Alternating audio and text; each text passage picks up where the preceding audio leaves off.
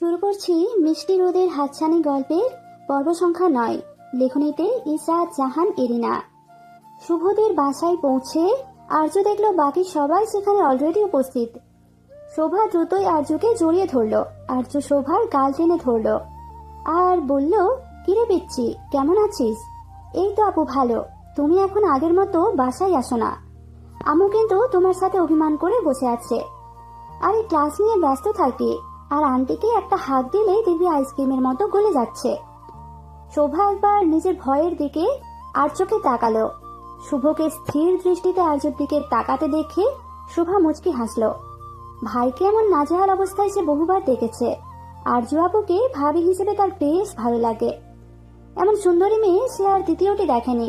সে নিজেই নিজের পদক ফেলতে পারছে না, তাহলে ভাইয়ের কি অবস্থা হবে সেটা আন্দাজ করতেই পারছে। আর্যকে দেখে ফুয়াদ বলল, মানুষ ঠিকই বলে মক্কার মানুষ হজ পায় না। তোর বাসা সবার কাছে, অথচ দেখ তুই সব চাইতে লেট। রামি বলল, সবগুলাকে শাড়ি দিয়েছে দেখেছিস? মনে হচ্ছে শুভর বিয়ে খেতে আসছে। যারা এক পিস অ্যাপেল খেতে খেতে বলল, বিয়ে খেতেই তো এসছি, ম্যারেজ অ্যানিভার্সারি মানেই তো বিয়ে। ফুয়াদ ঠাট্টার ছলে বলল, তুই তো নিজের প্রতি অ্যানিভার্সারিতে আবার বিয়ে করবি। জানি তো সব গিফট পাওয়ার ধান্দা। গিফট দিতে পারবো না, মজার মজার রান্না করে দাওয়াত করবি, কবজি ডুবিয়ে খেয়ে চুপচাপ চলে যাব। যারা ক্ষিপ্ত হয়ে বলল, তোকে আমি আমার অ্যানিভার্সারি তো দূরের কথা, আমার বিয়েতেও কি দাওয়াত দিব না। তোর বিয়ে খাইতে আমি বসেও নাই। রিমিদের ঝগড়া থামিয়ে বলল, ঝগড়াঝাটি পরে করিস, আমি কিন্তু বেশিক্ষণ থাকতে পারবো না। শুভ বলল, ওকে, বেশি দেরি করা লাগবে না, আমি তোকে আগেই বাসায় পৌঁছে দিব। তোর বাপ রাইফেল নিয়ে আবার দাঁড়িয়ে থাকবে না তো? শোভা টেবিলে কেক সাজাতে সাজাতে বলল, সমস্যা কি ভাইয়া, ফ্রেন্ডের জন্য 2-4টা বুলেট বুকে নেওয়া যেতেই পারে। 2-4টা? ফুয়াদ হেসে বলল, একটা খেলেই শালা পটল তুলবে। শোভা তো মুচকি হেসে ফুয়াদের দিকে তাকিয়ে রইল। মানুষটিকে তার একটু বেশি ভালো লাগে। ভাইয়ার সব ফ্রেন্ডের থেকে একেই ভালো লাগে বেশি, একটু স্পেশাল লাগে শোভার। শুভর মা শাড়ি ঠিক করতে করতে এসে মুচকি হেসে বলল, সবাই এসে পড়েছ? তোমাদের পাগলামি আর গেল না। আর এই শুভটা বেশি পাগল, এই বয়সে এইগুলি মানায় নাকি? আর্য তাকে জড়িয়ে ধরে হেসে বলল, আন্টি, ভীষণ কিউট লাগছে তোমাকে, একদম রেড স্ট্রবেরি। আঙ্কেল দেখলে আবার ক্রাশ খেয়ে যাবে না তো? শুভর মা ভীষণ লজ্জা পেলেন। তিনি আর্যর কান টেনে ধরে বললেন, এই পাজি মেয়েটা বলে কি? আল্লাহ, কান ছিঁড়ে যাবে তো, পরে আর আমার বিয়েই হবে না। কান কাটাবো কে নেবে? কোনো সমস্যা নাই, তোকে আমার কাছেই রেখে দিব। কথাটি বলে তিনি শুভর দিকে তাকিয়ে মুচকি হাসলেন। শুভ ভীষণ লজ্জা পেল, মাথা চুলকে আশেপাশে তাকাতে লাগলো। আরজুকে সে ভালোবাসে এই বিষয়টি তার বাসার সবারই জানা। আরজুকে সে ভালোবাসে এই বিষয়টা তার মাও জানেন। আগে থেকেই আরজুকে ছেলের বউ করবে বলে ঠিক করেও রেখেছেন। এখন শুধু সময়ের অপেক্ষা। শুভ কাজের ফাঁকে ফাঁকে বারবার আরজুকে দেখছে। এত মিষ্টি কেন মেয়েটা? শুভর আজও মনে আছে, স্কুলের প্রথম দিন তাদের ক্লাসে একটা মেয়ে এসেছিল, 2 ছুটি করা গোলগাল চেহারা মিষ্টি মেয়েটি বাবা মায়ের হাত ধরে ক্লাসে প্রবেশ করেছিল। সারা ক্লাস মেয়েটি কাঁদো কাঁদো মুখ করে বারবার জানালার বাইরে দাঁড়ানো বাবা মার দিকে তাকাচ্ছিল। আর শুভ আরজুর অবস্থা দেখে মিটিমিটি হাসছিল। সারা ক্লাসে এমন আদুরে বাচ্চা মনে হয় ওই এক পিসি ছিল। আরজুর বাবা মাকে প্রায় বেশ কয়েকদিন জানালার পাশে দাঁড়িয়ে থাকতে হয়েছে। চোখের আড়াল হলেই নাকের পানি চোখের পানি এক করে ফেলতো। এইসব দেখে শুভ ভীষণ হেসেছিল। বাচ্চা আরজু তখন বেশ কড়া চোখে শুভর দিকে তাকিয়েছিল। ফর্সা মসৃণ চেহারায় লাল চোখ জোড়া দেখতে কতই না ভালো লাগছিল শুভর। সেই বাচ্চা রাগী অভিমানী মেয়েটি আজ তার স্বপ্নের রানী। ফুয়াদের খোঁচায় শুভ চমকালো। ফুয়াদ মুচকি হেসে বলল, খালি দেখেই যাবে? বুঝলি, সুন্দরী মেয়েগুলো একটু বেকুব হয়। যারার অবস্থা দেখিস না, এদের মনের অনুভূতি পই পই খুলে না বললে এরা আবার বোঝে না। আর আমাদের আর্য ম্যাডাম তো আরো বোকা, ইমোশনাল ফুল যাকে বলে, তার উপর পাগলাটে। এক নেতার উপর কাজ খেয়ে বসে আছে, ভালোবাসা আর আবেগের মধ্যে পার্থক্য করতে পারছে না। তাই সময় থাকতে বলে দে। কি করবো বলতো, ছোটবেলা থেকে একসাথে বড় হয়েছি, কত ঝগড়া করেছি। হঠাৎ ওকে যদি বলি যে আমার দৃষ্টিভঙ্গি ওর জন্য পরিবর্তন হয়েছে, ওকে বন্ধুর চাইতে বেশি কিছু মনে করি, সেটা আর্য কিভাবে নেবে কে জানে। আগে এত ভেবে চিনতে বসে থাকিস না এখনই। রিমি আর সাবিয়া শুভর মাকে রান্নাঘরে লেমন জুস তৈরি করতে হেল্প করছে।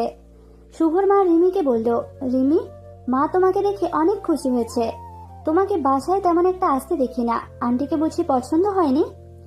না তেমন কিছু না আন্টি, আপনাকে আমার ভীষণ ভালো লাগে। আসলে আব্বু ভীষণ স্ট্রিক্ট, সন্ধ্যার পর বাসা থেকে বের হওয়াটা পছন্দ করে না, সবসময় নিয়মের মধ্যে চলতেই পছন্দ করেন। আর্মি অফিসাররা সবসময় রুলস রেগুলেশন চলতেই পছন্দ করে। তবুও মাঝে মাঝে এসে পড়বে আন্টির সাথে দেখা করতে, প্রয়োজনে তোমার বাবার সাথে আমি কথা বলে নিব। জি আন্টি। তারপর বেশ আড্ডা আর মজা করে সময়টা কাটলো। শুভর বাবা তার স্ত্রীকে বললেন, আর্যকে শুভর সাথে ভীষণ মানায়, তাই না? আমার আর তর সইছে না, কবে মেয়েটা আমার ঘরে এসে এমন মাতিয়ে রাখবে। সবার সাথে কথা বলবো ভাবছিলাম। আরে এখন না, শুভ আর্য স্টাডি শেষ করুক, শুভ একটা জবে ঢুকে গেলেই আর্যকে নিয়ে আসবো। বেকার ছেলের কাছে সাবা মেয়েকে দিবে নাকি? ঠিক বলেছ। তবে আমি সাবার সাথে আগেই কথা বলে রাখবো। বেশ কিছুক্ষণ এইভাবে আড্ডা দেওয়ার পর রিমি বলল, আমাকে এখন বাসায় যেতে হবে, আব্বু বারবার কল দিচ্ছে। শুভ কোল্ড ড্রিঙ্কসের শেষ চুমুক দিয়ে বলল, দাঁড়া, আমি তোকে বাসায় পৌঁছে দিয়ে আসি। আর আর্য, তুই বাসায় থাক, আমি এসে তোকে দিয়ে আসবো। পাকামো করে আবার একা বের হয়ে যাবি না। আর্য কপাল কুঁচকে বলল, আমি বাচ্চা নাকি, একাই যেতে পারবো? সামনের গলিতে যেতে তোকে লাগবে নাকি? আমি আসার আগে বের হলে তোর ঠ্যাং ভেঙে আমাদের বাসায় রেখে দিব। এই রিমি, এইটাকে নিয়ে বের হয়ে যেত, খালি লেকচার দেয়। শুভ রাগি চোখে তাকিয়ে রিমিকে নিয়ে বেরিয়ে গেল। ফুয়াদ হেসে বলল, তোকে যে ফিউচারে শুভ কেমন করে সামলাবে আল্লাহই জানে। আমাকে সামলানোর কোনো প্রয়োজন নেই, আমি একাই 100। সবাই আরো কিছুক্ষণ মজা করে একে একে বেরিয়ে পড়ল। আর্য শোভার সাথে বসে বসে কেক খাচ্ছে। ঠিক তখনই আর্য নম্বরে কল আসলো। আর্য দেখলো অবনী কল করেছে। সে কল রিসিভ করে বলল, এতদিনে আমার কথা মনে পড়লো? ট্যুরে যাবার পর তো আমাকে ভুলেই গেছিস। আর আমি নেই বলে তুমি তো জমিয়ে পার্টি করছো। তো কি করব, তোর বিরহে কাঁদবো বুঝি? কাঁদা লাগবে না, বাসায় আসো। আম্মু আব্বু বাসায় কেউ নেই, তাদের নাকি আসতে লেট হবে। আমার একা একা বোর ফিল হচ্ছে। কখন এসেছিস? অনেকক্ষণ আগে। বাসায় আসো তো আগে। আচ্ছা আসছি। শোভা বলল, অবনী এসেছে? আচ্ছা, আমাকে এখন বাসায় যেতে হবে, অবনী বাসায় একা। আরে কি বলো, ভাইয়া আসুক তখন যেও। শুভর আসতে সময় লাগবে, আমাকে এক্ষুনি যেতে হবে। ভাইয়া কিন্তু রাগ করবে। ব্যাপার না, তোর ভাইকে মানানো আমার বাঁহাতের খেলা। শোভা হেসে উঠল। আরজু সবার কাছ থেকে বিদায় নিয়ে বাসায় উদ্দেশ্যে বেরিয়ে গেল। আকাশে মিটিমিটি তারারা হাসছে, তাদের মধ্যে মনি হয়ে আছে উজ্জ্বল চাঁদটি। রাতের শহর ঘুরতে আর্যর বেশ লাগে। রিক্সা তাদের বাসার গলির সামনে এসে থামল। সামনের রাস্তার কাজ চলছে, তাই রিক্সা ভেতরে যাবে না। আর্য রিক্সা ভাড়া মিটিয়ে শাড়ি ধরে হাঁটতে লাগলো। পায়ে পেন্সিল হিল থাকায় হাঁটতে বেশ সমস্যা হচ্ছে। যদিও আর্য হিল পরে অভ্যস্ত, তবুও রাস্তার বাজে অবস্থার জন্য এরকম অবস্থা হচ্ছে। কিছু দূর এগোতেই আর্য সামনে কাউকে দেখতে পেল। কেউ একজন এই দিকেই আসছে। কালো টি শার্ট পরা মানুষটির মুখে মাস্ক। আর্যর মনে হলো মানুষটি তার পরিচিত। আর এই একটু সামনে আসতেই আর্য কিছুটা থমকে গেল। মানুষটির চোখ জোড়া দেখেই আর্য নিশ্চিত হলো মানুষটি সম্পর্কে। এই চোখ জোড়া চিনতে আর্যর কখনোই ভুল হবে না। আর্যর নিঃশ্বাস ঘন হয়ে আসলো। সে নিজের চোখকে বিশ্বাস করতে পারছে না। সামনের মানুষটিও আর্যকে দেখে থেমে গেল। সে অদ্ভুত দৃষ্টিতে আর্যকে দেখে যাচ্ছে। আর্য পিটপিট করে তাকালো মানুষটির দিকে আর মুখ দিয়ে অস্ফুট স্বরে বলল, নেতা সাহেব। নাহিদ আর্যর দিকে কিছুক্ষণ স্থির দৃষ্টিতে তাকিয়ে রইল। সামনের অপরূপ সুন্দরী রমণী যে কোনো পুরুষের রাতের ঘুম হারাম করার ক্ষমতা রাখে। নাহিদের মনে হলো তার চোখ জোড়া ভীষণ জ্বলছে। সে তার দৃষ্টি ফিরিয়ে নিল। বেশিক্ষণ তাকিয়ে থাকলে এই মেয়ে তার চোখ ঝলসে দিবে। আর্য অবাক হয়ে বলল, আপনি এখানে? নাহিদ নিজেকে স্বাভাবিক করে হাতের ঘড়ির দিকে তাকালো আর তার দাম্ভিকতা বজায় রেখে বলল, কেন, কোনো সমস্যা? পুরো এলাকা আমার, যেখানে খুশি সেখানেই থাকতে পারি। আর্য মাথা নিচু করে নিল। মানুষটার চোখের দিকে সে বেশিক্ষণ তাকাতে পারে না। কখন কি অঘটন ঘটিয়ে ফেলে কে জানে। যেমন এখন তার ইচ্ছে করছে মানুষটির বুকে ঝাঁপিয়ে পড়তে আর বলতে, আপনিই আমার সমস্যা, আপনার জন্য আমি একটুও শান্তি পাচ্ছি না, আমাকে ভীষণ জ্বালাচ্ছেন আপনি। কিন্তু আর্য তেমন কিছুই বলতে পারল না। নাহিদ বুঝলো সে বেশ কঠিন হয়ে কথা বলেছে, তাই আবারও বলল, এখানে এক ফ্রেন্ডের সাথে দেখা করতে এসেছি। আর্য আর চোখে আবারও নাহিদের দিকে তাকালো। নাহিদ দ্রুত তার চোখ ফিরিয়ে আশেপাশে তাকালো আর কিছুটা রেগে বলল, আপনাকে না মানা করেছি রাতে বাহিরে বের হতে? এইভাবে বের হয়ে ছেলেদের মাথা খারাপ করতে চান? আপনার মাথা কি খারাপ হয়েছে আমাকে দেখে? কথাটা মুখ ফসকে বলে ফেললো আর্য। মুহূর্তেই জিভে কামড় দিল। ছি, কি ভাবছে উনি? আর্য, তুই আসলেই একটা বেকুব। নাহিদ অবাক হয়ে আর্যর দিকে তাকিয়ে রইল। মুহূর্তেই চোখ মুখ শক্ত করে আর্যর দিকে তাকিয়ে রইল। আর্য কিছুটা ভয় পেয়ে 2 কদম পিছিয়ে গেল। তার গাল বরাবর 2-4টা দিয়ে বসবে না তো আবার? নাহিদ আর্যর একদম কাছে চলে আসলো। আর্যর মনে হচ্ছে দম আটকে মরেই যাবে। এমন মাতাল করা সুঘ্রাণ কোনো পুরুষের কি করে হতে পারে? আর্যর মনে হয় মাথাটা এক্ষুনি ঘুরে যাবে। এই পুরুষ তার সবকিছু এলোমেলো করে দিচ্ছে। রাতের স্নিগ্ধ শীতল মনোরম হাওয়ার মাঝে সামনের কাঙ্ক্ষিত পুরুষটির দেহে সুঘ্রাণ রিমিকে বারবার শিহরিত করছে। বাইকের পেছনে বসে রিমি চোখজোড়া বন্ধ করে নিল। সচরাচর শুভর বাইকে তার বসার তেমন সুযোগ হয় না। এই জায়গাটা যেন বরাবর আর্যর জন্যই বরাদ্দ। এতে অবশ্য রিমির তেমন কষ্ট নেই। আর্য শুভর সেই বাল্যকালের বন্ধু, স্বাভাবিকভাবে তাদের মধ্যেকার বন্ডিংটা অন্য সবার চাইতে একটু বেশিই হবে। আর্যর প্রতি শুভ বেশ যত্নশীল। শুভর এই স্বভাবগুলো রিমির বেশ ভালো লাগে। সম্পর্কের গুরুত্ব বুঝে ছেলেটি। রিমি বাসার সামনে এসে শুভর বাইকটা থেমে গেল। রিমি নেমে গিয়ে বলল, শুভ বাসায় চল, আমু দেখলে বেশ খুশি হবে। শুভ হেলমেট খুলে বলল, আর তোর হিটলার বাপ দেখলে শুট করে দিবে, বলবে আমার মেয়েকে নিয়ে কোথায় ভাগছিস, আজ তোর দিন শেষ। তখন তার লাইসেন্স প্রাপ্ত রাইফেল দিয়ে ঢিসঘ্যাও করে দিবে। বাপ মায়ের একমাত্র পুত্র আমি, নাতি নাতনির মুখ না দেখে মরতে চায় না। রিমি খিলখিল করে হেসে দিল আর বলল, আবু কিন্তু এতটাও রাফ না, তোরা বেশি ভাবিস। তিনি আমাকে ভীষণ ভালোবাসে, কিন্তু মুখে বলে না, গম্ভীর মানুষ তো তাই। শুভর চোখ পড়ল ওপরের বারান্দায়। সে দ্রুত হেলমেট পরতে পরতে বলল, তোর বাপ আমাকে মারবে কিনা জানি না, কিন্তু তোর ভাই ডেফিনেটলি আমাকে শুট করে দেবে। দেখ কেমন শকুনের নজরে তাকাচ্ছে, যেন তার বোনকে আমি উঠিয়ে নিতে এসেছি। তোর বাপের চাইতে তোর ভাইকে আমার বেশি ভয় লাগে। বেটা সুন্দর চেহারার গম্ভীর মানুষ, একে যেই মেয়ে বিয়ে করবে তার তো জীবন শেষ। রিমি উপরে তাকিয়ে দেখলো তার ভাই ট্রাউজারের পকেটে 2 হাত গুঁজে তাদের দিকেই তীক্ষ্ণ নজরে তাকিয়ে আছে। রিমি কিঞ্চিত হেসে বলল, ভাইয়ার বিষয়ে কিছু বলতে পারছি না, তবে একটা কথা ঠিক বলেছিস, ভাইয়ের ভবিষ্যৎ বউকে নিয়ে আমার খুব টেনশন হচ্ছে। আমার এক্সপ্রেশনলেস ভাইকে বুঝবে এমন মেয়ে যে কই পাবো আল্লাহ জানে। শুভ হেসে বলল, টেনশন নিস না, এমন মানুষগুলো বউ পাগল থাকে। তোর ভাই দেখবি একদিন কোনো মেয়ের জন্য এমন পাগলামি করবে যে তোরা চিন্তা করতে পারবি না। রিমি হেসে বলল, এমনটাই যেন হয়। আচ্ছা, তুই কি বউ পাগলা থাকবি? শুভ মুচকি হাসলো, বাইক স্টার্ট দিয়ে বলল, আমি তো ছোটবেলা থেকেই বউ পাগলা। কথাটা বলেই শুভ চলে গেল। রিমি তো তখনও অবাক হয়ে সেদিকে অবলক তাকিয়ে রইল। ছোটবেলা থেকে বউ পাগলা মানে? অবনী সেই কখন থেকে রুমে পায়চারি করছে আর চোখে আর্যর দিকে তাকাচ্ছে।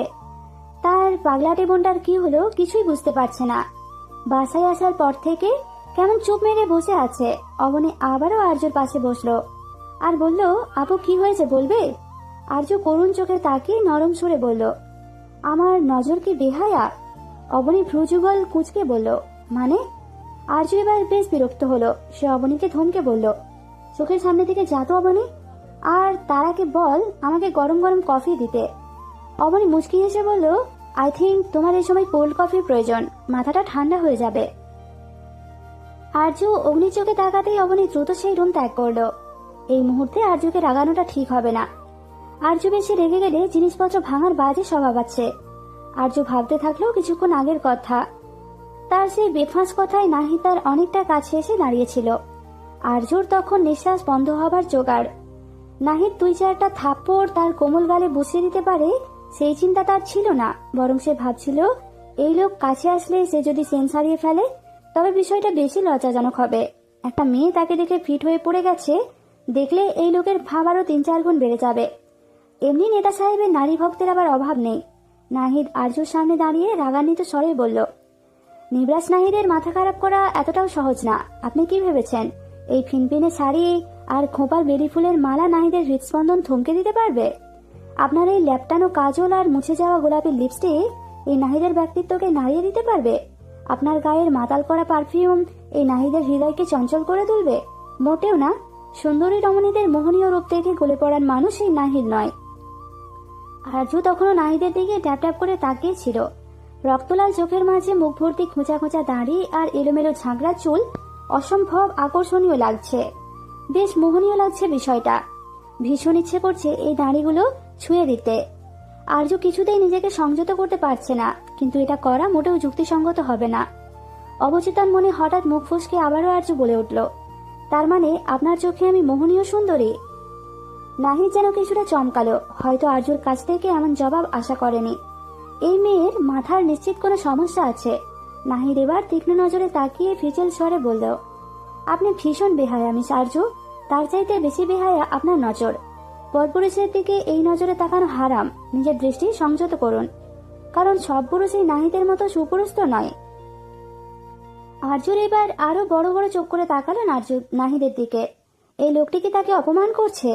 এর জায়গায় অন্য কেউ থাকলে এতক্ষণে আরজু তার গালে দু চারটা দিয়ে বসতো। নেহাত এই লোকটাকে সে কিছু বলতে পারে না। এই লোকের দিকে তাকালেই তার কেমন প্রেম প্রেম পায়, উত্থাল পাথাল প্রেম। ভারী যন্ত্রণার মধ্যে আছে আরজু। আরজু নিজের দৃষ্টি ফিরিয়ে নিল। মনে মনে নাহিদকে কয়েকটা গালিও দিল।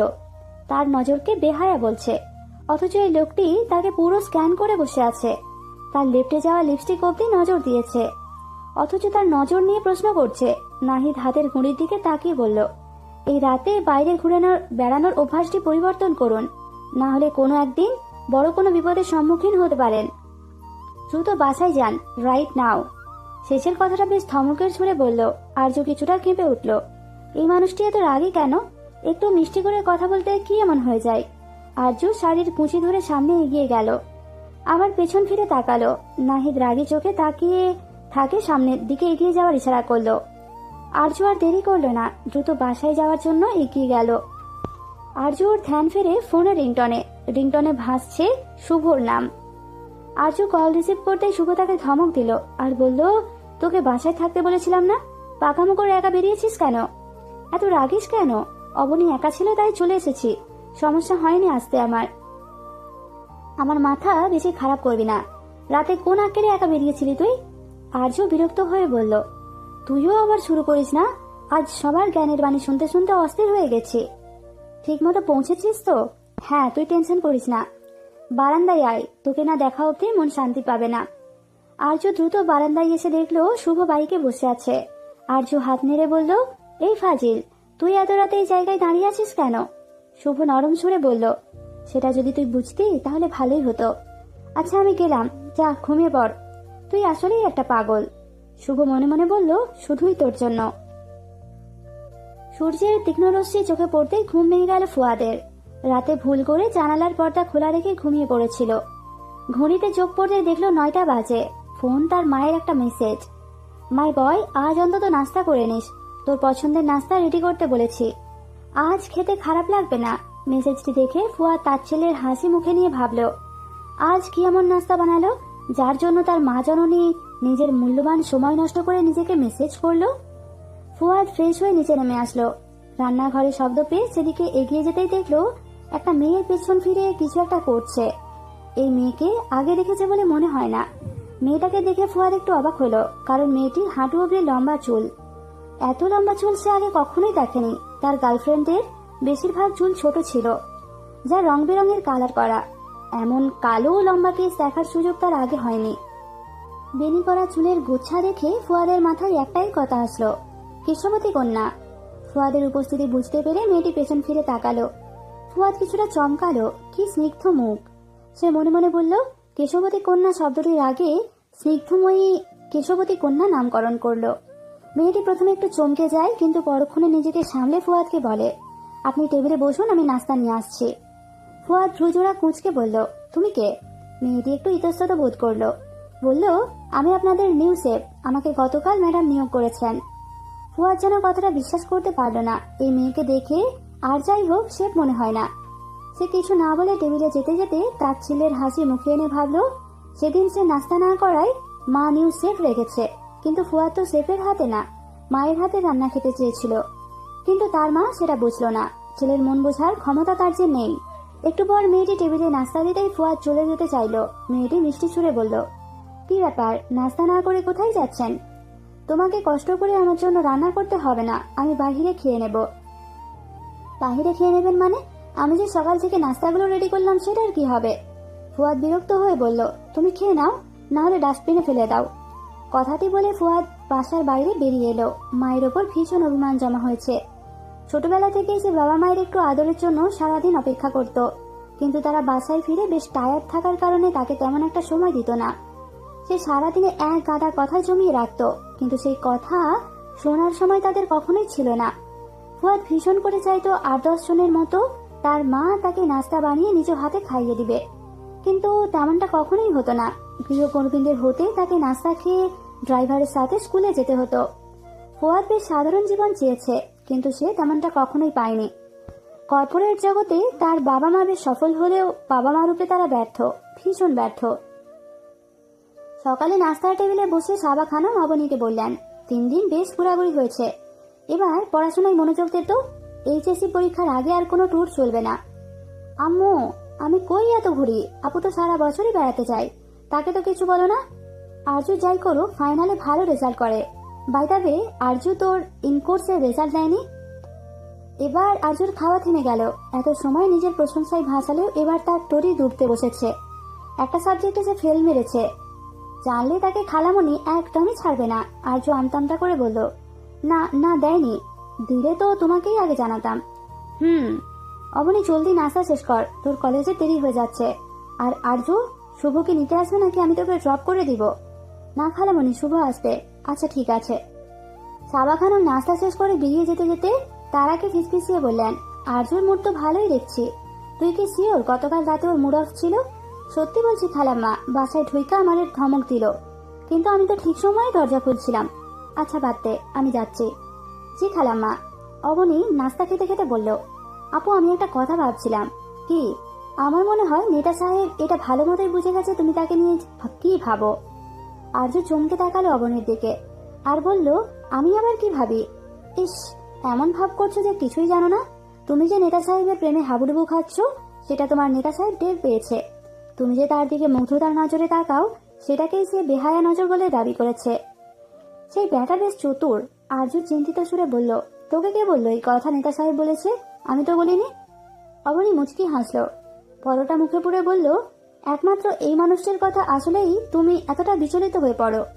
আপু, তুমি কিন্তু দারুণভাবে এই নেতার মায়াজালে আটকে পড়েছ। আরজু নিজের ঠোঁট কামড় দিয়ে গভীর চিন্তায় ডুব দিল। সে কি আসলেই ওই মানুষটির প্রতি আসক্ত হয়ে পড়ছে? আরজুর মুখে হালকা হাসির আভাস ছড়িয়ে পড়ল। ভালোবাসা নামক অনুভূতি আসলেই দারুণ, কেমন ব্যথাময় সুখ অনুভূত হয়। অবনী বলল, বুঝলে আপু, এই ভালোবাসা হলো কিছুটা চুলকানির মতো। আরজু কপাল কুঁচকে বলল, কি? চুলকানি হলে যেমন মানুষ চুলকাতে বেশ মজা পায়, তেমনি প্রেমে পড়লে এমন ভালো লাগা কাজ করে। আর যখন চুলকানো শেষ হয় তখন ঠিক জ্বালা শুরু হয়। ঠিক তেমনি প্রেমে পড়ার পর মানুষ ঠিক এতটাই মানসিক যন্ত্রণায় থাকে, প্রেম মানেই প্যারা। আরজু বিরক্তি সুরে বলল, এত কিছু রেখে তোর উদাহরণ হিসেবে চুলকানির কথাই মাথায় আসলো? এই উদাহরণটাই প্রেমের ক্ষেত্রে প্রযোজ্য যে। তোর মাথা, যা কলেজে যা। যাচ্ছি তো, সত্যি কথার কোনো দাম নেই।